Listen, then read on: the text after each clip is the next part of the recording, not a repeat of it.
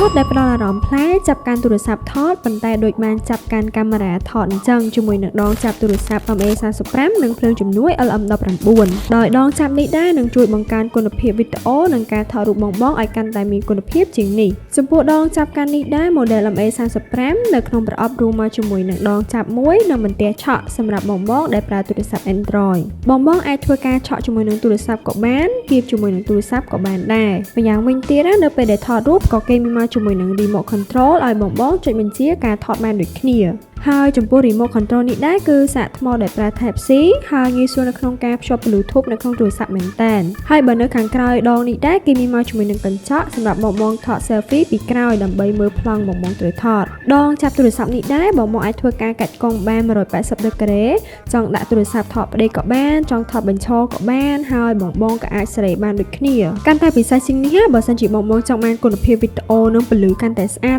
បងៗត្រូវការភ្ជាប់ភ្លើងជំនួយបន្ថែមដោយភ្លើងនេះដែរគឺជាភ្លើង LM19 ដែលបងៗអាចធ្វើការភ្ជាប់ភ្លើងជាមួយនឹងដងចាប់កាន់នេះបានយ៉ាងងាយស្រួលដោយសារតែដងចាប់កាន់នេះដែរក៏ជាប្រភេទឆក់ដូចគ្នាចំពោះភ្លើងនេះដែរគឺមានរហូតដល់ទៅ2ពណ៌គឺសនិងពងមាន់ដែលបងៗអាចធ្វើការសេរីកម្រិតខ្លាំងខ្សោយរបស់ភ្លើងឬក៏បងៗចង់សេរីពណ៌ទៅសខ្លាំងពងមាន់ខ្លាំងបានទៅតាមតម្រូវការហ្មងហើយបើនិយាយពីភ្លើងនេះវិញគឺមានកម្លាំង5វ៉ាត់បងៗសាកមកពេញអាចប្រើបានចន្លោះ1ម៉ោង1ម៉ោងជាងអាស្រ័យទៅតាមកម្រិតសីតុណ្ហភាពដែលបងៗបើកភ្លើងនេះដែរបងៗចង់កាច់វាថតពីមុខ selfie ក៏បានឬក៏បងៗចង់ថតបែរវាទៅក្រោយក៏បានដែរដោយសារតែភ្លើងនេះយើងអាចកាច់កង់សេរីខ្លីវែងបានដូចគ្នាមានមួយឈុតនេះដឹងតែលយហ្មងដោយសារតែឈុតនេះនឹងជួយបង្កើនអារម្មណ៍និងទំនុកចិត្តខ្ពស់ដល់បងៗរាល់ពេលថតរូបនិងថតវីដេអូម្ដង